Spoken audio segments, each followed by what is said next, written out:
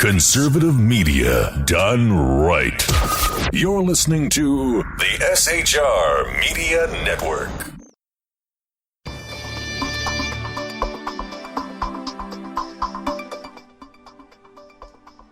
I'm Jason Miller. Tonight on the Evan Miller Report, Kenya bombs Somalia at Al-Shabaab bases. After an attack at a university last week, we'll have the very latest tonight. Also tonight, the UN Security Council has demanded humanitarian access to a Palestinian refugee camp in Damascus within Syria. Boko Haram, disguised as preacher, killed at least 24 in Nigeria tonight. And South African girls, plans for a South African girl to join Daesh has failed. We have all those stories, plus a green political donor vows climate change agenda push in the 2016 election cycle. All that plus Corey Evan tonight. Thank you as always, Jay. Turkey reinstates social media. Is this the end of Istanbuloni? I doubt it.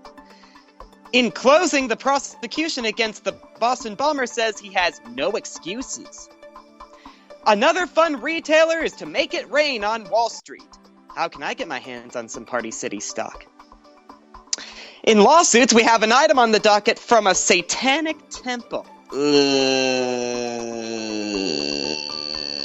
And it's a mournful day in entertainment, and you'll understand why in this edition of your conservative news source. The Evan Miller Report starts now.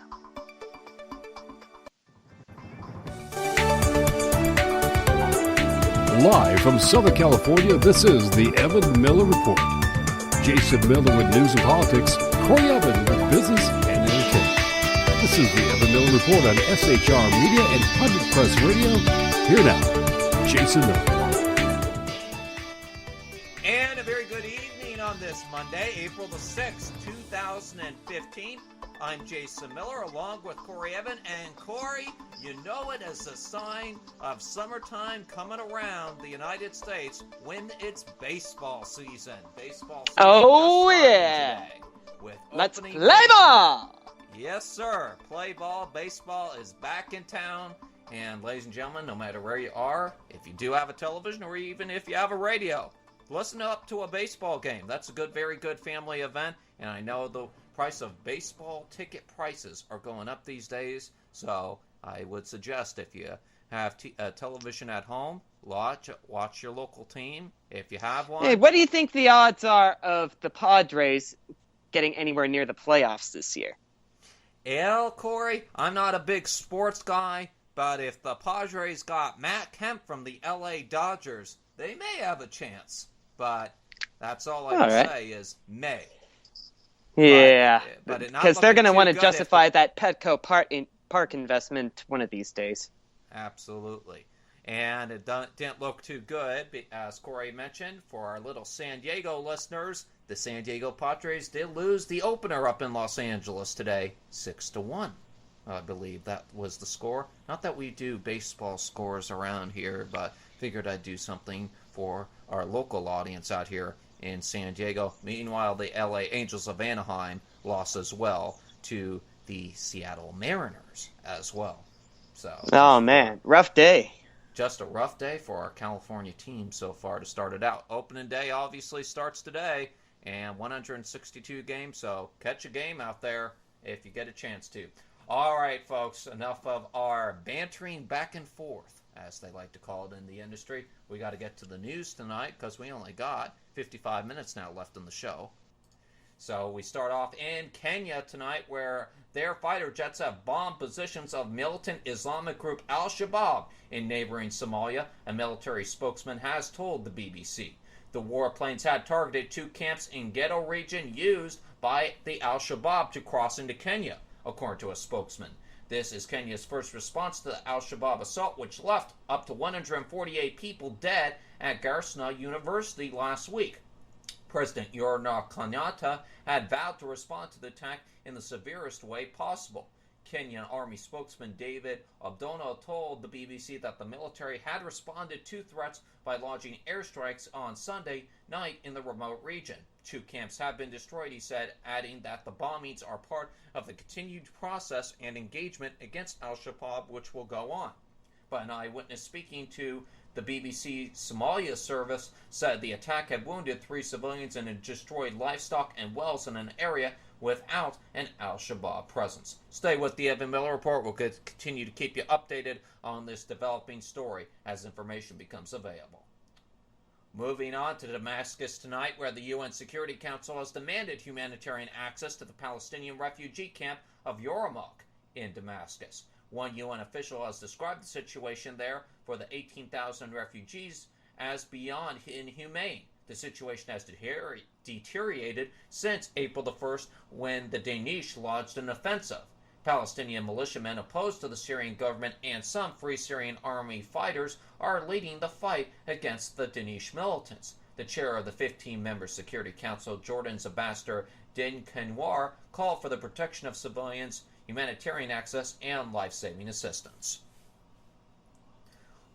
To Nigeria now, where Daesh Boko Haram militants disguised as preachers killed at least 24 people and wounded several others in an attack near a mosque in northeast Nigeria's Borno state. A military source and witness said today the attackers arrived in cars late on Sunday as people gathered at a mosque in the remote village of Kinshwa, pretending to preach Islam. Then they opened fire on them, witnesses Simon Bugda said. The group's 6-year insurgency and President Goodluck's Jonathan failure to end it or protect civilians were factors in the victory of opposition candidate Mohamed Bourne in last week's election.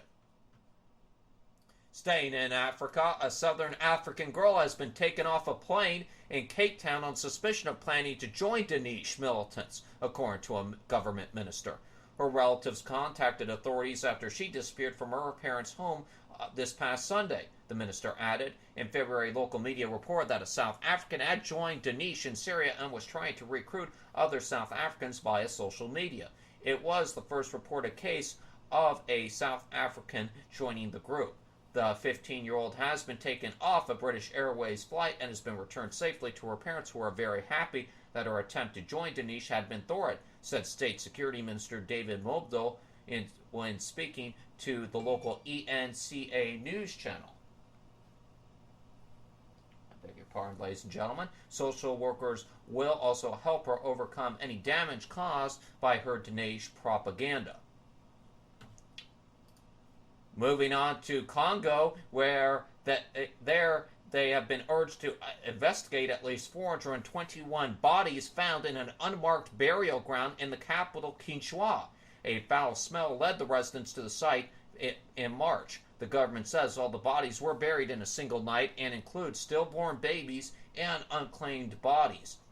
But according to Human Rights Watch, they say they must check to see if any of the people killed during anti-government protests in January had been buried there. Dozens of demonstrators died in protest over a proposed electoral law change, which would have required a national census to be held before a presidential election could take place. And finally, before we wrap up the international news stories on my end tonight, Gaza's terrorist Hamas-run security service have arrested a radical Shia, accusing him of membership to the terrorist Daesh state group, a security source said on Monday. Hadnan Kandira Mayat from the Beeri refugee camp in central Gaza was arrested as part of an investigation, the source told AFP, speaking on condition of anonymity and without giving further details. Sources close to the Salafist said Mayat had been arrested on Sunday by the Hamas government security sources who had Fatma Jean, who belonged to the Salafist movement. Hamas forces have in past cracked down hard on the Salafist groups in the coastal enclave. All right, going to send it over to Corey Evan now. He has the latest on social media being restored in Turkey tonight. It's a momentary reprieve, I think, but according to the AP, Turkey blocked access to social networking sites, Twitter and YouTube for several hours today over photos showing a militant pointing a gun at a prosecutor who died last week in a failed hostage rescue. Turkey also threatened to ban Google over the images. Google getting banned in Istanbul. I would never have thought it, but back to the story. A spokesman for President Recep Tayyip Erdogan said a Turkish prosecutor had ordered internet providers to block the sites. The request stemmed from postings of photos that showed militant Marxists pointing a gun at the prosecutor, Mehmet Salim Kiraz, who died in a shootout between police and the Marxists who were holding him hostage. Government officials have been blasting Turkish media for posting the images, which they have called anti-government propaganda. Kiraz, who was shot in the head and died soon after in a hospital nearby during a standoff. The state-run Anadolu agency said access was blocked because Twitter and YouTube didn't remove images of the prosecutor despite an official notification. It said the internet providers notified Twitter and YouTube, but video, photographs, and audio continue to be posted on these sites. It's the free world, ladies and gentlemen. Anyone can post on YouTube. At least it's from the free world, but at any rate. The Turkish Telecommunications Authority wouldn't immediately comment. A government official said Turkey decided to lift the ban on Twitter in the late afternoon after the company agreed to remove all images of the prosecutor, and telecoms authorities verified that it had done so. The rep spoke on anonymity because she was not authorized to speak publicly. Anadolu said access to YouTube was restored in the evening after it was agreed to abide by the Turkish court order. Turkey, however, then threatened to ban Google unless it removes search results showing the slain prosecutor's images. Earlier, Twitter said it was working to restore access to users in Turkey. The journalist group Turkish Press Council said that while it understood the authorities' concerns over the publication of the prosecutor's photographs, it said banning social media websites was in conflict with democracy. Amen, sir. That's exactly what it is. When you ban social media, Jay, that is exactly what you're doing. You are conflicting with democracy, right? Oh, absolutely right. Sounds like a typical social justice to me. And stemming on your freedom of speech rights, which everyone should have around the world, but unfortunately that is not the case in some countries. And it makes me say again, ladies and gentlemen, why are we an ally with the country of Turkey? I'm just wondering. That's a good question, and I don't have an answer for you. I know. It's beyond me why we're friends with people who actually hate us. Same thing goes with the Palestinians. Same thing goes with the fools that are making this deal with Iran as well. But that's another story which we'll be talking about in the DC news a little later on in the program. All right, Corey Evan with the latest going on in Turkey tonight. Thank you very much for that. All right, we move over to international political news, and of course you all know that it is election time here in the UK. Less than 30 days to go in the election now, with the official start of a new tax year has sparked a fresh battle in the UK between Labour and Conservatives over their respective economic plans. David Cameron says 94% of working households are better off under new tax and benefit changes brought in on today. However, Labour's Ed Balls claims the results is that families on average of £1,100 a year worse off than back in 2010.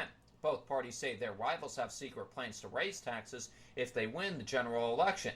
The Lib Dem Party, however, is angry with the Conservatives for claiming credit for what they say an increase in the personal income tax allowance, which they say they had to force Tory ministers to accept. The personal allowance, the amount someone can earn before they are taxed, has gone up from £10,000 to £10,600. Both former coalition partners have both said that they want to go to a £12,500 by the year 2020. But senior Lib Dem David Law said that his party would implement this far faster.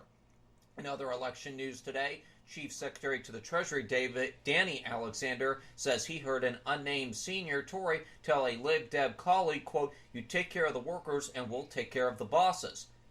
Other news, Scottish Labour leader Jim Murphy lodged his party's campaign with a series of pledges to end what he called Tory austerity. And a centre-left think tank says young people should be forced to vote in the first election after they turned 18. A sacked Conservative parliamentary candidate joined the UKIP Independent Party amid a row in the Hall West and Hensall Conservatory constituency today within local party issues within the Conservative Party. And the Green Party named a new parliamentary candidate for Urswash after Victoria Martindale, who was serving a suspended jail sentence, stepped down. And speaking earlier in Bristol yesterday to party members, Mr. Cameron said the Conservatives had taken 3 million of the lowest paid people out of the income tax, and overall 26 million people were getting the tax cut. He said, quote, "I don't want people to see Britain's recovery on the TV or hear it on the radio. I want them to feel it in their lives," he said. Thanks to the changes, they now are. Stay with the Evan Miller Report and the SHR Media Network. We continue to bring you the latest on the UK-British elections as that information comes available. And on May the 7th, stay with SHR as we bring you UK election tonight in America here on the SHR Media Network. Now it's time for the day's national news. Here's Corey Evan.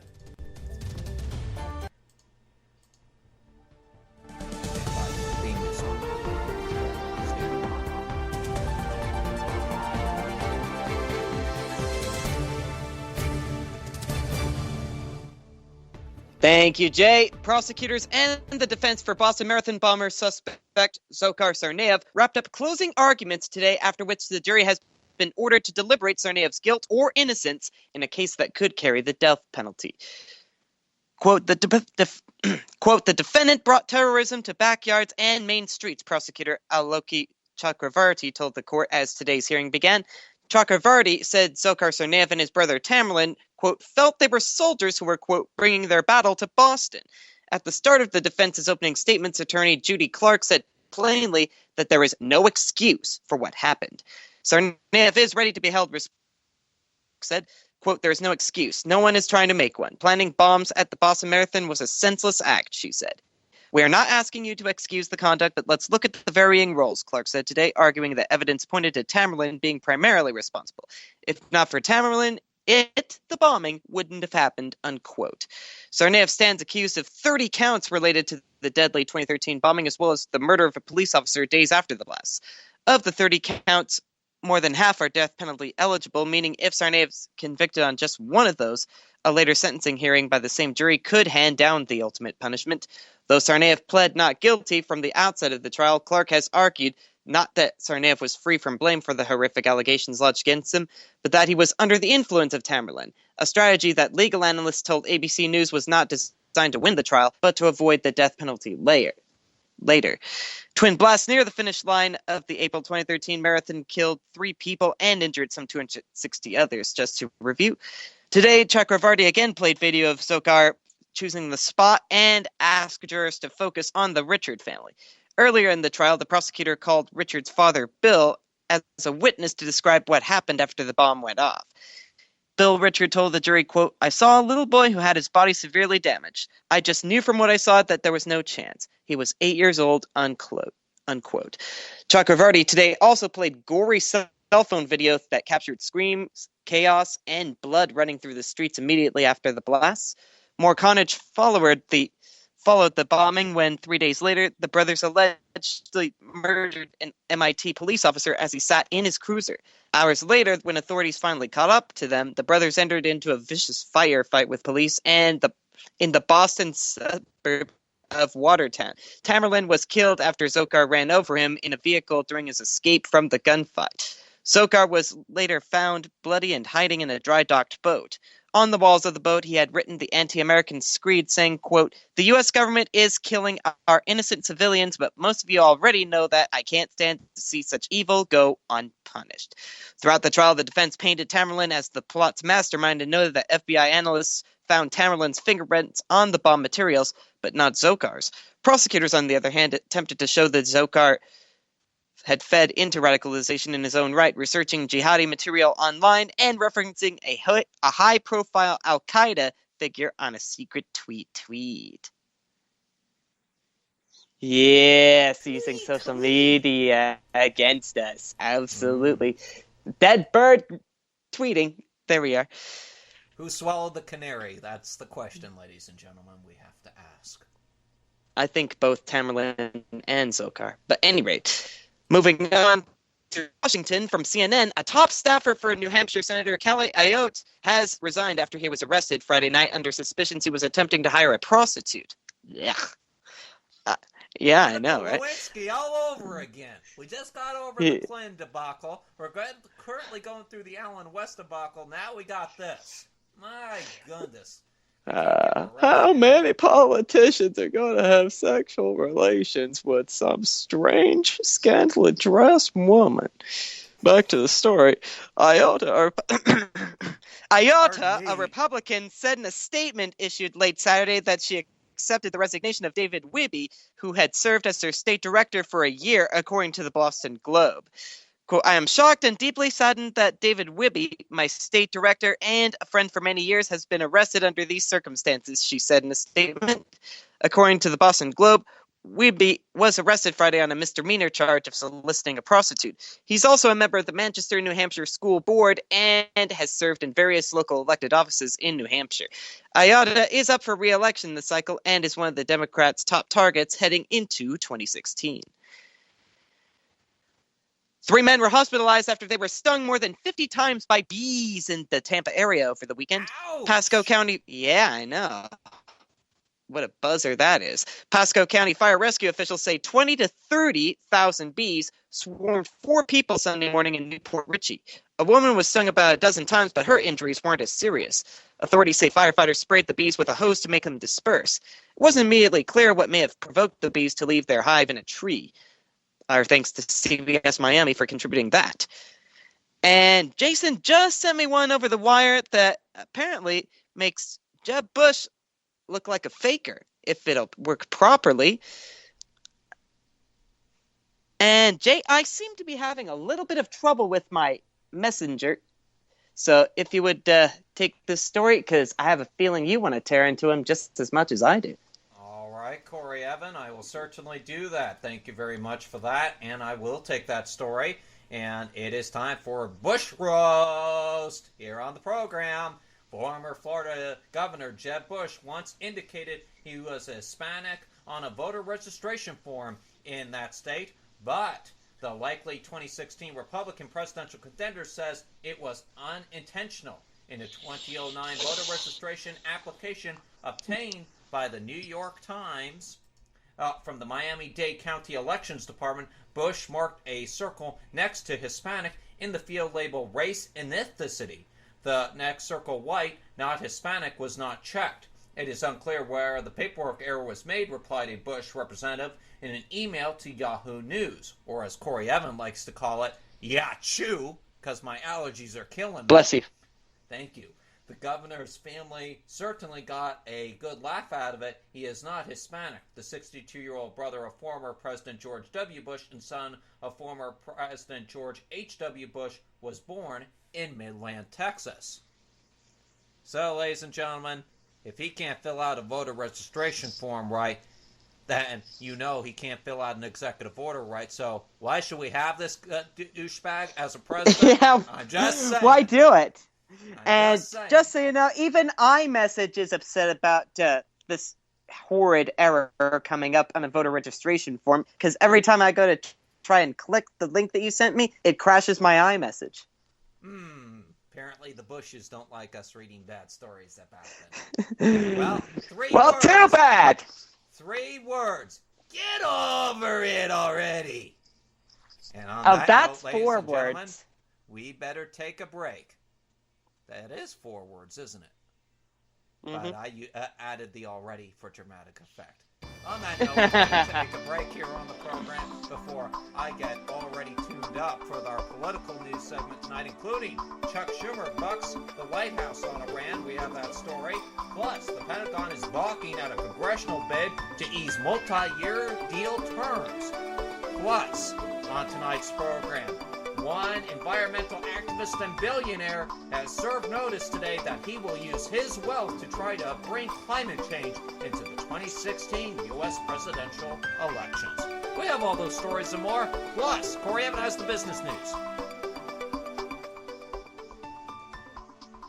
And hopefully It's a UK bank holiday today, but Party City is set setting up for their IPO party on Wall Street here in the US, and the IRS is trying to rain on the millennials' job search parade by saying that they're the hot job market right there. And it's a docket from the fraternity at University of Virginia, and a Michigan Satanic Temple has thrown their hat into the ring, as I like to say. And B.B. King in entertainment is rushed to hospital, and a Hollywood cosmetic surgeon, a favorite one, is a goner. That's all coming up later on the Evan Miller Report when we come back from this break. You're listening to SHR Media, ladies and gentlemen.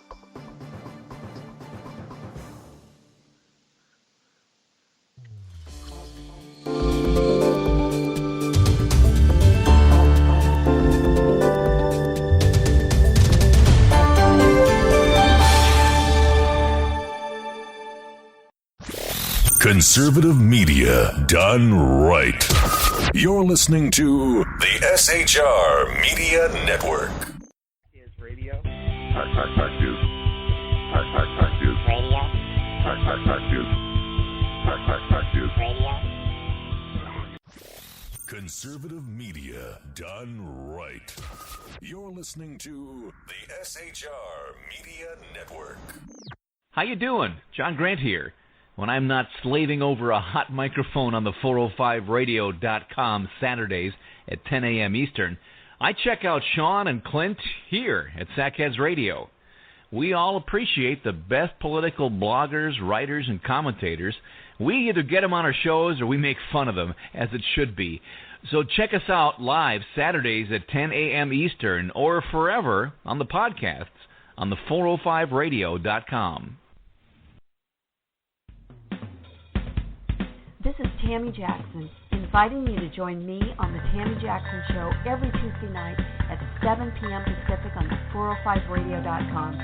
Put down that remote and tune into the show that covers politics, guns and the Second Amendment, religious liberty, sanctity of life, the military, and more. I host newsworthy guests and work hard to be a conservative radio show that's not like all the others. So save Tuesday nights at 7 p.m. Pacific for me, Tammy Jackson, on the 405media.com.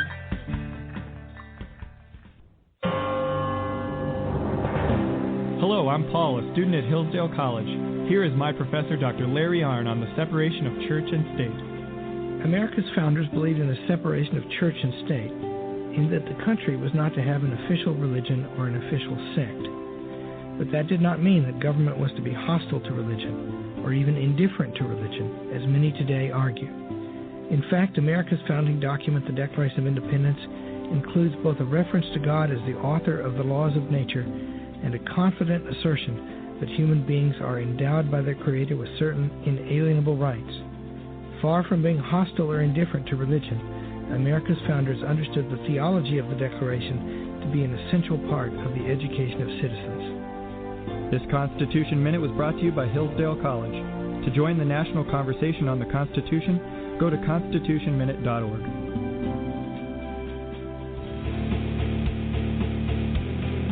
Hi, this is Rooster from Outcry Radio. Catch me here on Blog Talk Radio every Saturday night at 11 p.m. Eastern Standard Time, or follow my blog. Now, back to the Sackheads. Conservative media done right. You're listening to the SHR Media Network. There are more than 3 million children in America's child protective and justice systems. Kids who've been abused, neglected, or traumatized. Kids who've begun to act out. The worst situations you can imagine. They've been told repeatedly they're worthless, messed up, or written off completely as a lost cause. For their safety and others, some of these children have to be removed from their homes, separated from their families. They're at the mercy of an overwhelmed system. Every 38 minutes, another troubled child is referred to youth villages. Youth Villages believes that no child is a lost cause, not a single one, because a stable, loving family can help any child succeed. And we have an 80% overall success rate that proves doing whatever it takes for children is the only thing that works. If you agree, find out how you can help at youthvillages.org. Conservative media done right. You're listening to the SHR Media Network. Let's get back to the Evan Miller Report on SHR Media and Pundit Press Radio.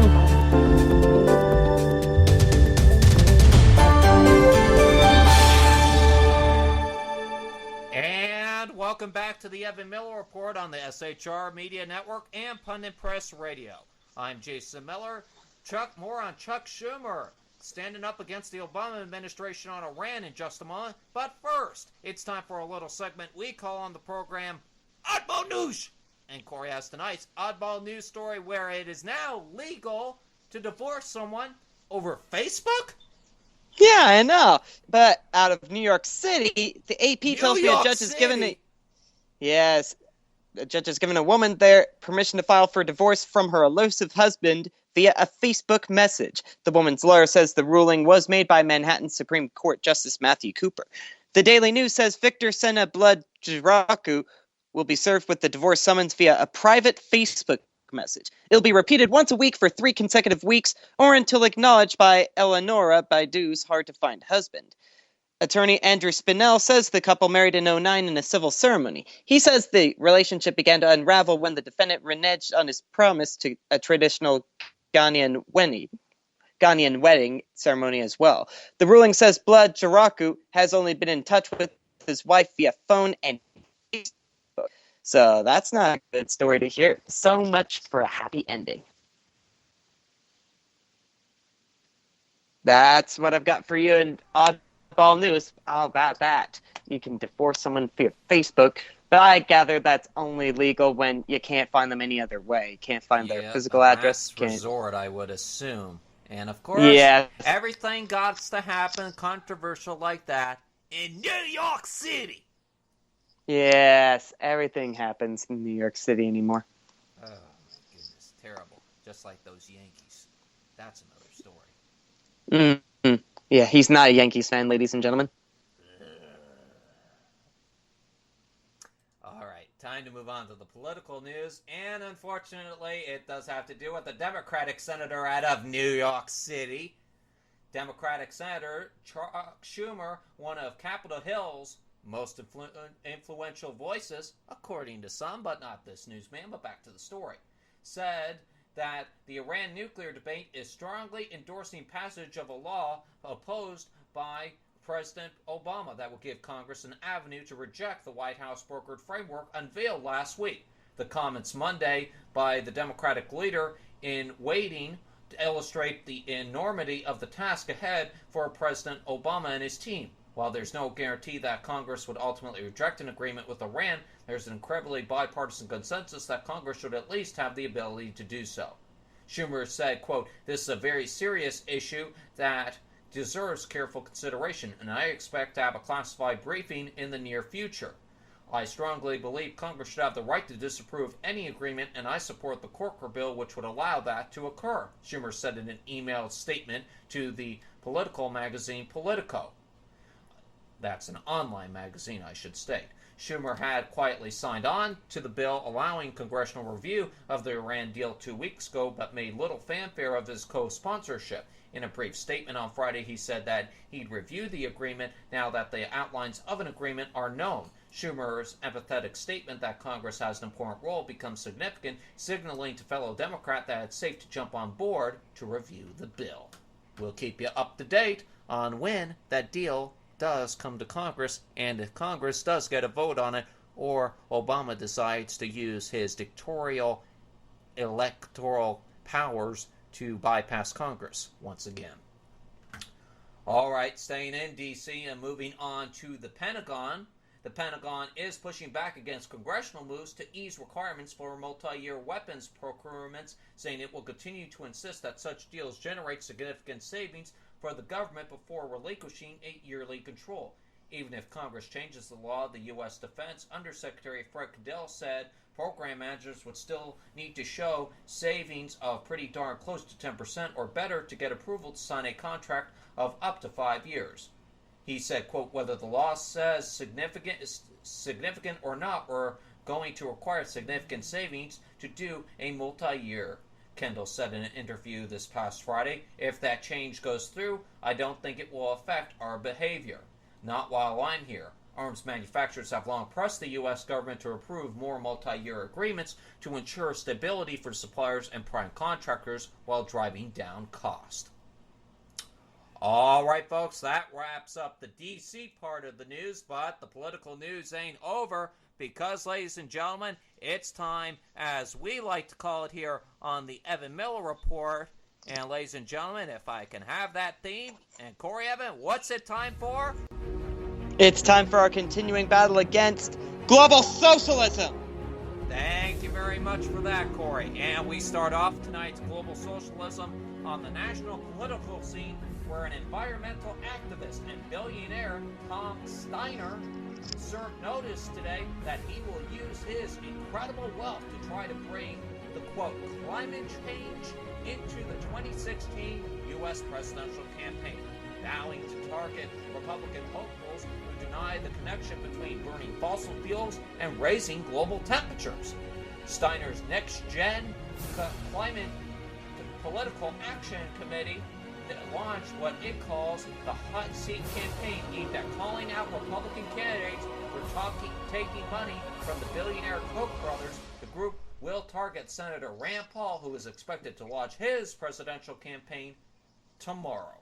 Steiner's PAC found limited success turning climate change into a wedge issue in the 2014 midterm elections, despite spending over $70 million on candidates backing strong climate change policies. Only 3 of the 7 candidates backed by NextGen won their races. This time it hopes to use the conservative Koch brothers as foils, highlighting the connection between their campaign spending and politicians who deny the science underpinning the rise in global temperatures, according to him. The Koch brothers have emerged as seriously liability for politicians, making their political influence a critical wedge issue that moves the dial with swing voters and enrages the young voters needed by the GOP to take back the White House. This, according to NextGen's strategy memo. The PAC did not disclose any spending plans, however. So, ladies and gentlemen, it looks like a new commie is on the scene, and he wants to try to force climate change down our throats through the current news cycle. Ladies and gentlemen, all I gotta say is, better get out your glass shields, because it's about to get ugly. 2016 may not be here as far as the year is, but as far as the political scene, oh, it's just getting started. Moving on, tonight, the Obama administration is opening a new phase of its strategic rebalance towards the Asia and the Pacific regions by investing in high-end weapons such as new long-range stealth bombers and refreshing its defense alliance with Japan and expanding trade partnerships, according to Defense Secretary Ash Carter today. He said, quote, "I am personally committed to overseeing the next phase of the rebalance, which will deepen and diversify our engagement in the region," Carter said in a speech outlining the administration's rationale for trying to devote more attention to Asia. At a time of increasing conflict and uncertainty across the Middle East, as well as growing worry about Russia's intervention in Ukraine, Carter's remarks seem designed to convince Americans, and perhaps more importantly, the country's allies, of America's commitment to the so-called Asian pivot. His speech at Arizona State University's McCain Institute touched on themes he expects to raise on a week-long trip to Asia, his first since becoming the Pentagon chief back in February. He will also visit Japan and South Korea for meetings, as well with top government officials, and also spend time with U.S. troops. He called the Trans-Pacific Partnership, or TPP, I call it a load of crap, but back to the story, one of the most important parts of the administration's effort to shift more attention to Asia and the Pacific, more than a decade of focusing on the wars in Iraq and Afghanistan. He said the TPP is important to him as a new aircraft carrier. Wow, making a comparison to the TTP and an aircraft carrier. I'm sure the current aircraft carrier, the Abraham Lincoln and George Bush, would have something to say about that. Well. And that's all I have on my side for Global Socialism. Send up to my co-host up in Los Angeles, Corey Evan, and he's going to close out tonight's Global Socialism segment. Take it away, Cor. Will do. So, when will the global warming smoke and mirrors clear? Why does Obama keep giving assault weapons to our enemies but try to take them from us? And how did a snorkel get jammed in the neighborhood spa? Ow! Stay tuned for developments in our continuing battle against global socialism. Yeah, ow indeed. All right, ladies and gentlemen, that's the latest on global socialism tonight. And now, ladies and gentlemen, it's time for lawsuits across America. And now it's time for lawsuits across America. The cases are real. All rise for the Honorable Corey Evans. Thank you as always, ladies and gentlemen. Please be seated and come to order. Lawsuits Across America is now in session. First item on the docket, the University of Virginia chapter of Phi Kappa Psi announced today that the fraternity house will file a lawsuit against Rolling Stone, calling the magazine's reporting that described an alleged gang rape by some of its members reckless. The lawsuit comes a day after Rolling Stone editors retracted their November 19th story, A Rape on Campus, that portrayed the chilling account of brutal sexual assault allegedly occurring on the Phi Kappa Psi house at UVA in 2012. A Columbia University report issued Sunday describes significant lapses by the magazine's staff, while reporting the gang rape allegations, and the story's writer, Sabrina Rubin Erdely, and the publication's managing editor, Will Dana, apologized for the deeply flawed account. But the fraternity noted that Erdely did not apologize directly to the Phi Psi chapter at UVA. The chapter spent, quote, 130 days of living under a cloud of suspicion as a result of reckless reporting by Rolling Stone magazine, according to Phi Psi. A fraternity spokesman said that the chapter is considering expanding its lawsuit to include Erdely, the story's author. The spokesman said there are no plans currently to pursue legal action against Jackie, the UVA student who was alleged in the Rolling Stone that she was gang raped during a party at the Phi Psi house near campus. In March, the Charlottesville Police Department detailed a months-long investigation that exonerated the fraternity and found there was no evidence to substantiate the sexual assault allegations described in Rolling Stone. Fraternity members told the Post in the fall that they knew within hours of the article's publication that there were significant discrepancies in the account. Phi Psi's members said that they used social media logs, digital records, and financial statements to confirm that the fraternity did not host a function on September 28, 2012, the night Jackie said she was attacked by 7 Phi Psi members, while 2 others took pictures. Phi Psi members at UVA now pledged to undergo sexual assault awareness training and collaborate with sexual violence prevention groups on campus. From MichiganLive.com, the lawsuit filed by student victims of a teacher's criminal sexual conduct will continue against Grand Rapids Public Schools and its administration, but not against the district superintendent, Teresa Weatherall Neal. A federal court judge refused a motion by the school's district attorneys to dismiss the whole case before it even began. U.S. District Court Judge Robert Jonker also decided that the defendants named in the suit seeking unspecified monetary damages will include the district, Assistant Superintendent for Public Safety Larry Johnson, Grand Rapids University Preparatory Academy Principal Daniel Williams, and Assistant Principal Kenyatta Hill. Neal was excluded from the suit due to a lack of evidence, according to the attorneys involved in the case. The lawsuit alleges that district personnel failed in their duties to protect students at the public school academy from the criminal sexual conduct of math teacher Jamila Love Williams, who had sex with teen students and was sentenced on October 15, 2013 to 8 to 15 years behind bars. The mothers of the student victims have hired famed celebrity attorney Gloria Allred, who has already contracted with local attorney Eugene Erdely to pursue the case in U.S. District Court for the Western District of Michigan.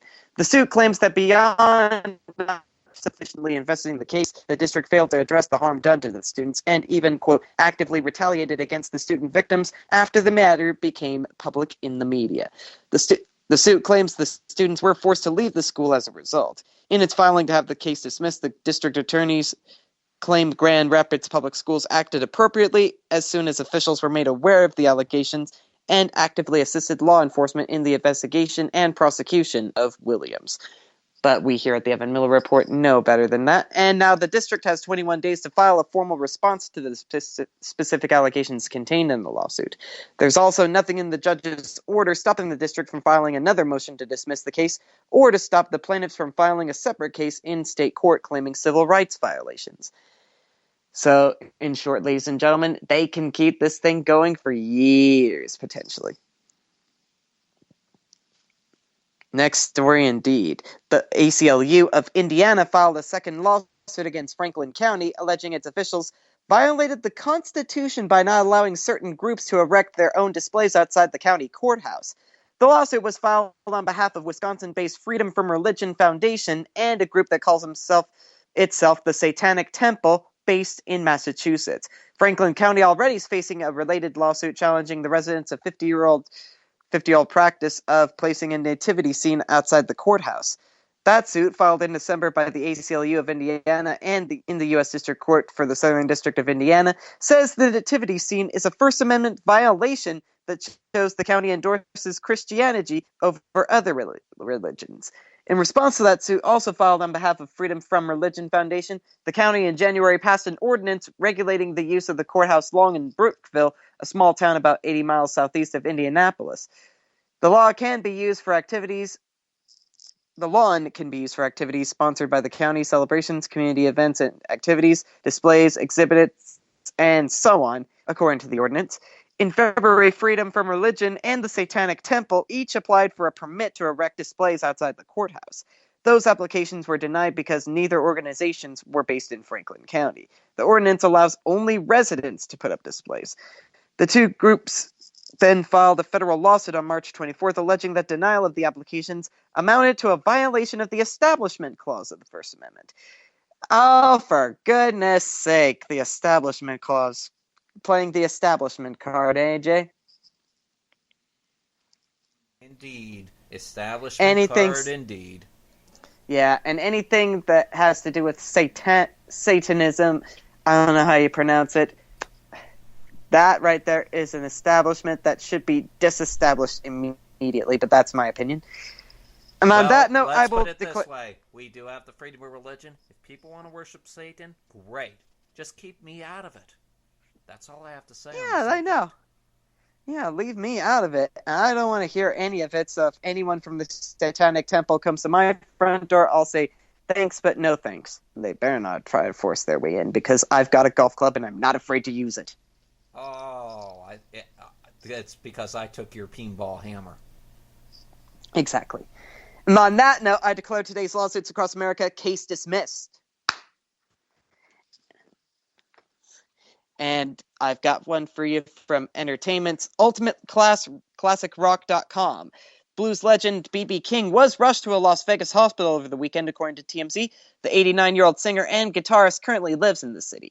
TMZ's report states that King's emergency was related to his diabetes and that he's still in the local hospital being treated. The site also notes that King's hospitalization, quote, was the result of dehydration, his type 2 diabetes, a condition he's lived with for more than 2 decades.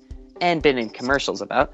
King was forced to cancel shows last year after he got sick during an early October show at the House of Blues in Chicago. At that time, his doctors diagnosed him with dehydration and suffering from exhaustion and recommended he cancel the remaining shows for the year. King's career dates back to 1949 when he released his first single. Over the years, he's recorded with and influenced rock icons like Eric Clapton, the Rolling Stones, and U2. So, this is one important guy, so it'll be a shame to lose him, but if we lost Joan Rivers, honestly, I would be neither disappointed nor surprised if B.B. King were the next to go, but let's all keep him in our prayers. Frederick Brandt, dermatologist to the stars who built a big business with skincare products, was found dead in his Miami home over the weekend. He was 65. That's pretty young. The Miami Herald reports that Brandt was found in his Coconut Grove home by his housekeeper. Miami police spokeswoman Frederica Burden told the AP that Brandt apparently hanged himself and that foul play is not suspected. An autopsy is planned. Yeah, it's not good. Brandt's longtime publicist, Jackie Trachtenberg, told the AP he had suffered from years. Recently, she said he had been upset by a thinly veiled portrayal of him by actor Martin Short on the Tina Fey-produced Netflix show Unbreakable Kimmy Schmidt.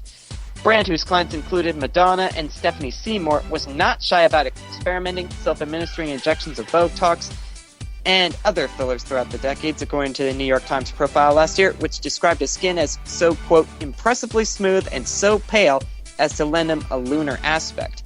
He was called the Baron of Botox and launched his Dr. Brandt skincare line in 2001, wrote So two you successful saying this skincare is the books. male version of Joan Rivers? Yes. Go on. Yeah, I'm sure he couldn't feel his face either. And at the movies this weekend is a blink and you'd miss it moment from the early goings of Fast and Furious 7. Paul Walker's character, Brian O'Connor, is strapping his young son, Jack, into the growing family's minivan when the boy hurls his toy vehicle out onto the pavement. He tells the boy that cars don't fly, and the boy repeats the line back with a giggle. Moments later, there's a big, unrelated explosion, and it would be easy to dismiss this minor emotional beat, but if you caught it, the moment is truly haunting.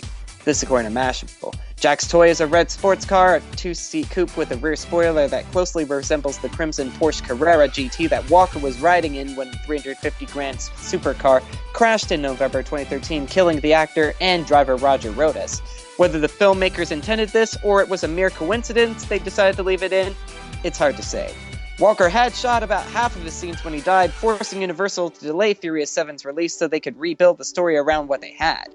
Very much to the credit of director James Wan, not to mention the producers, editors, writers, and hundreds upon hundreds of visual effects and sound editors, they pulled it off. Because if you weren't looking very closely for seams, you'd never notice them. After his death, Walker's brothers were used as stand-ins for several shots, to which his face and voice were added later. In some cases, he was edited into the scene from B-roll footage, and in others, his face is obscured or he's off to the side. But reinserting him wasn't their only challenge. Filmmakers also had to find room in the story to let Walker go, and in a way that would allow the franchise to carry on. Most assumed Brian O'Connor would be killed off, or at least indisposed in some plausibly permanent way. But from what I hear, that's not what happened at all. Apparently, his character will live on. And apparently that didn't dissuade any of our friends at the box office. Furious 7 brought in $147.2 million this weekend, followed by Home, which brought in just $27 million, and Get Hard with Will Ferrell was in third place with $13.1 million. That's what we've got in entertainment today. Hope to entertain you again tomorrow. And Jay, I just realized we forgot to do business. You did forget to do business.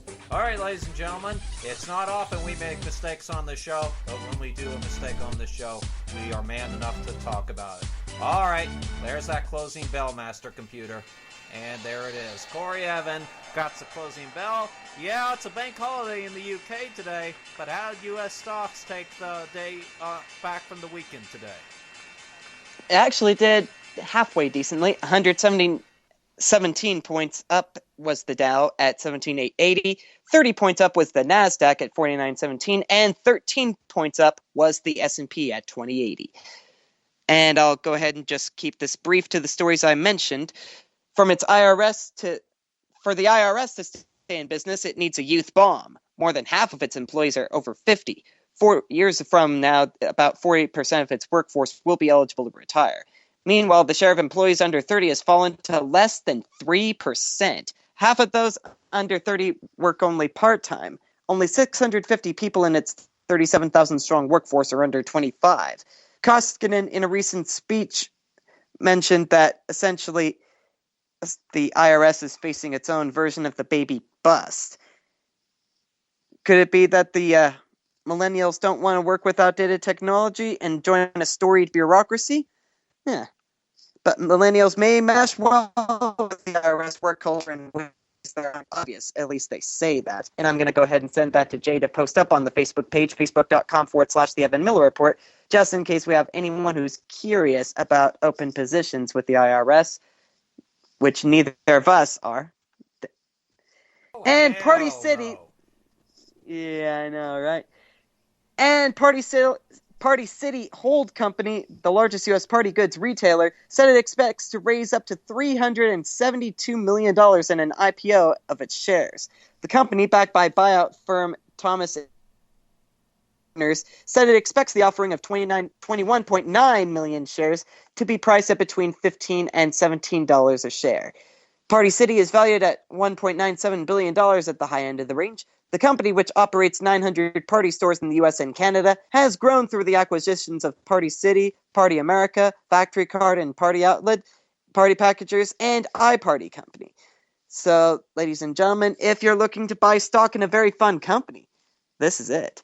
And it's going to be priced between 15 to 17. Even I could afford a couple of shares in that. Yes, ladies and gentlemen, I aspire to be a capitalist. And Jay's already got some stock, so it's just as well. Simply Speaking said. of which, how's your Ruth's Chris stock doing? Anything when it comes to hospitality, restaurant groups is always up and down, up and down. Yes, good steak, it though. depends on the Whenever season. I get a chance to go down there, I always get the good New York steak, and they do have a good chicken too, along with the cream brulee. And speak of which, ladies and gentlemen, that's gonna wrap it up for us, because I got a steak waiting on the other side of this microphone that I want to eat up. So, ladies and gentlemen, on that note, that is the Evan Miller Report for this Monday, April the 6th, 2015. I'm Jason Miller. And I'm Corey Evan. Follow us on Facebook.com/The Evan Miller Report and tweet us at EM Radio Report. You'd be glad you did. For all of us here at SHR Media, we thank you very much for listening, and we hope you'll tune in tomorrow. Coming up, we've got the weather report, and then after that, Ken McClinton, the exceptional conservative, starts. Absolutely right, and we'll talk to you tomorrow. Here's Peter Gibbs from the BBC's Met Office. Good night, everybody.